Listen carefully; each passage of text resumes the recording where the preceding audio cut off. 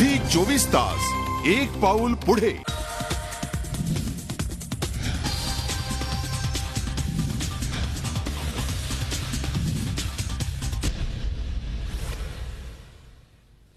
नमस्कार, मी अमोल जोशी। रोकठोक मध्ये आपलं स्वागत। व्हायब्रंट हा शब्द राजकारणाशी अलीकडच्या काळामध्ये जोडला गेलाय।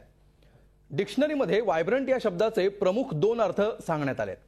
एक अर्थ आहे सतत हलत असलेला आणि आवाज करणारा, आणि दुसरा अर्थ आहे उत्साही आणि जिवंत।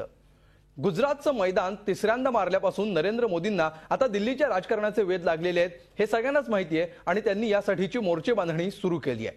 कधी ते विद्यार्थ्यांसमोर भाषण करत गुजरातच्या विकासाच्या मॉडेलचं प्रमोशन करतायत, तर कधी महिलांच्या परिषदेमध्ये गुजरातनं महिलांविषयी राबवलेल्या धोरणांची महती सांगतायत, तर कधी कोलकात्याला जाऊन ममता बॅनर्जींच्या कामगिरीचं कौतुक करतायत। हे सगळं करताना केंद्रातल्या काँग्रेस सरकारवर टीका करायलाही ते विसरत नाहीयेत। गेल्या काही दिवसातलं मोदींचं हे नियोजनबद्ध प्रमोटिंग जाणकारांच्या नजरेतनं सुटलेलं नाही। मोदी आपल्या पंतप्रधान पदाची दावेदारी अधिकाधिक मजबूत करतायत का? सर्वसामान्य जनतेमध्ये राहुल गांधी आणि नरेंद्र मोदींची तुलना व्हायला सुरुवात झाली आहे का? आणि वर्षभर अगोदरपासूनच मोदी करत असलेल्या या मोर्चे बांधणीचा त्यांना स्वतःला आणि भाजपला नेमका काय फायदा होऊ शकतो, यासारख्या प्रश्नांचा वेध घेऊया व्हायब्रंट मोदी या खास कार्यक्रमात।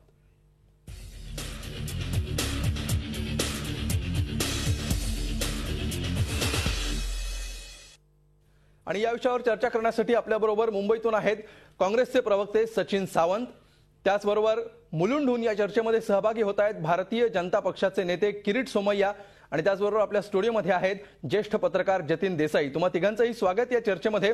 आपण चर्चेला सुरुवात करण्यापूर्वी बघूया आजचा रोखठोक प्रश्न। आजचा प्रश्न आहे, मोदींची पंतप्रधान पदासाठीची मोर्चे बांधणी योग्य दिशेनं सुरू आहे का? याविषयी तुम्ही तुमची मतं नोंदवू शकता www.facebook.com/zee24तास वर जाऊन किंवा 24तास.com वर क्लिक करून। कार्यक्रमाच्या शेवटी आपण बघणार आहोत या विषयावर लोकांनी काय कौल दिलाय। आणि या चर्चेला सुरुवात करताना सुरुवातीला आपण जाऊया सचिन सावंत यांच्याकडे। सचिनजी, आपण बघतो आहोत की एकदा पक्षाच्या अधिवेशनात मोदी बोलले, त्यानंतर विद्यार्थ्यांसमोर ते बोलले, फिक्की समोर ते बोलले, त्यानंतर आज त्यांनी कोलकाता गाठलं, कोलकात्यामध्ये सुद्धा त्यांनी भाषण केलं। या भाषणामध्ये अनेक मुद्दे त्यांनी मांडले। तुम्हाला असं वाटतंय का की मोदी करत असलेली भाषणं आणि वेगवेगळ्या कम्युनिटींमधनं, वेगवेगळ्या वर्गांमधनं त्याला मिळत असलेला प्रतिसाद, याच्यातून एक विकास पुरुष म्हणून विकासाच्या मुद्द्यावर मोदींची स्वीकारार्हता वाढत चालली आहे का? नाही, एक पहिली गोष्ट लक्षात घेतली पाहिजे, मोदींचं जे तंत्र आहे ते दुष्प्रचार, दुराग्रह आणि दुर्भावना या तिन्ही तत्वांवर आधारित असं तंत्र आहे। आणि एकंदरच तुम्ही पाहायला गेलं तर व्हायब्रंट गुजरात हा शब्दाच्या मागे जर तुम्ही पाहिलात तर व्हायब्रंट गुजरात अनेक वर्ष त्यांच्या इथे चालू आहे।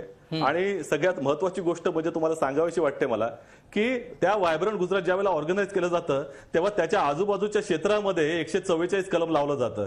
त्यामुळे ऑडियन्स कुठलाही तिथे असावा, कुठला विरोध नसावा याचं देखील परिमाण ते स्वतःच करत असतात। त्यामुळे हे जे प्रोजेक्शन चाललंय ह्या सगळ्या गोष्टी त्यांनी स्वतःच्या दृष्टिकोनातून पंतप्रधान पदाची त्यांची महत्वाकांक्षा लपलेली नाही। पहिली गोष्ट अशी आहे की त्यांची ही लढाई देशभरामधली नाहीच आहे, त्यांच्या पक्षामधली पहिली लढाई आहे। त्यांना पहिल्यांदा पंतप्रधानाचा उमेदवार म्हणून पक्षाने देखील डिक्लेअर केलेलं नाही। आजही त्यांच्या इथे गुडघ्याला बाशिंगे बांधून असे 100 लोक उभे आहेत। ठीक आहे सचिनजी, पक्षातल्या अंतर्गत गोष्टींविषयी आपण बोलूयाच, मात्र मोदींना ज्या प्रकारचा प्रतिसाद मिळतोय त्याच्यावरून त्यांची स्वीकारार्हता, ऍक्सेप्टेबिलिटी वाढत चालली असं तुम्हाला वाटतंय का? पूर्वी त्यांची जी प्रतिमा तयार झालेली होती गुजरातच्या दंगलीनंतर, गोधरानंतर, ती बदलून आता विकासाच्या मुद्द्यावर ते बोलतायत, सक्सेस स्टोरी सांगतायत, ज्याच्यामुळे त्यांची ऍक्सेप्टेबिलिटी विकास पुरुष म्हणून वाढत चालली आहे का? एक्सेप्टेबिलिटी या शब्दाच्या संदर्भामध्ये तुम्ही जर पहिल्यांदा पाहिलं की दिल्ली युनिव्हर्सिटीमध्ये त्यांनी जे कुठलं कॉलेज शोधलं ते देखील महत्वाचं आहे। कशा तऱ्हेने शोधलं गेलं की कुठल्या ऑडियन्सला मला जायचं आहे। आज सगळ्या बिझनेस ज्या सेक्टरमध्ये जाऊन ते त्या ठिकाणी प्रचार करतायत। आजचाच कॅगचा रिपोर्ट तुम्ही जर पाहिला असाल 1-2 दिवसापूर्वीचा की 480 कोटीचा लॉस करून कॉर्पोरेट सेक्टरला त्यांनी पैसा दिला, आणि तेच कॉर्पोरेट सेक्टर जे आहे त्यांच्या पुढच्या मोदींना पंतप्रधान म्हणून प्रोजेक्ट करायला इच्छुक आहे। त्यामुळे कॉर्पोरेट सेक्टर पक्षाचा जर इंटरेस्ट ते चांगल्या तऱ्हेने साध्य करत असतील आणि खऱ्या अर्थाने त्या दृष्टीने पंतप्रधान पदाचे उमेदवार म्हणून स्वतःला इस्टॅब्लिश करू येशील तर सामान्य जनता ज्याचा या कॉर्पोरेट कल्चरची काही संबंध नाही ती काय बघते ती काही सुज्ञ नाही अशा तऱ्हेचा भाव नाही. त्यामुळे एकंदरच एक्सेप्टेबिलिटी ही मीडियाच्या शब्दातनं त्यांनी वापर करून करायचा प्रयत्न चाललेला आहे. परंतु ज्या वेळेला पंतप्रधान पदाचे उमेदवार म्हणून ते घोषित होतील त्यावेळेला भाजपा हा पूर्णतः डेफिसिटमध्ये असेल. बिलकुल. किरीट सोमय्या, याविषयी काय म्हणाल? पंतप्रधान पदाचे उमेदवार म्हणून ज्यावेळी नरेंद्र मोदी घोषित होतील त्यावेळी भाजपा डेफिसिटमध्ये असेल असं त्यांचं म्हणणं आहे. डेफिसिट हा शब्द तुम्हाला अधिक चांगल्या प्रकारे माहिती आहे, तुम्ही अर्थतज्ञ आहात, कसं याचं विश्लेषण कराल? पहिलं तर मला सचिन भाऊंना धन्यवाद दिलं पाहिजे की त्यांना भारतीय जनता पक्षाबद्दल बरीच काळजी आहे.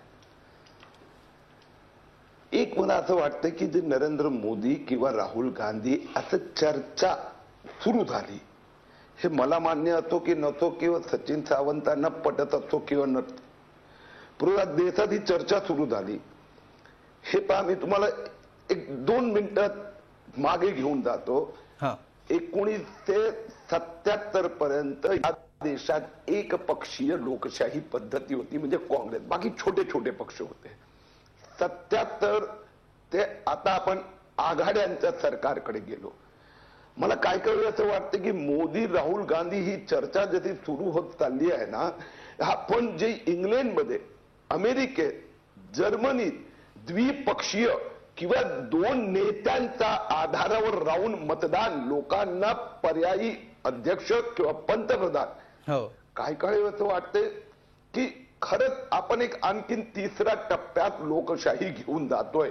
म्हणून आज राहुल गांधी, मनमोहन सिंग, दिग्विजय सिंग एक म्हणून काही असो ते काँग्रेसला कुणाला पंतप्रधान करायचं आहे नाही करायचं आहे, राहुलजींना व्हायचं आहे नाही व्हायचा हा एक भाग आहे. पण त्याचबरोबर चर्चा तर चालली आहे ना, एक बाजू राहुल गांधी किंवा तत्सम काँग्रेसचं, दुसऱ्या बाजूला नरेंद्र मोदी किंवा एनडीए भाजप. हा एक अशा पद्धतीने. आणि नरेंद्र मोदी काय करतायत?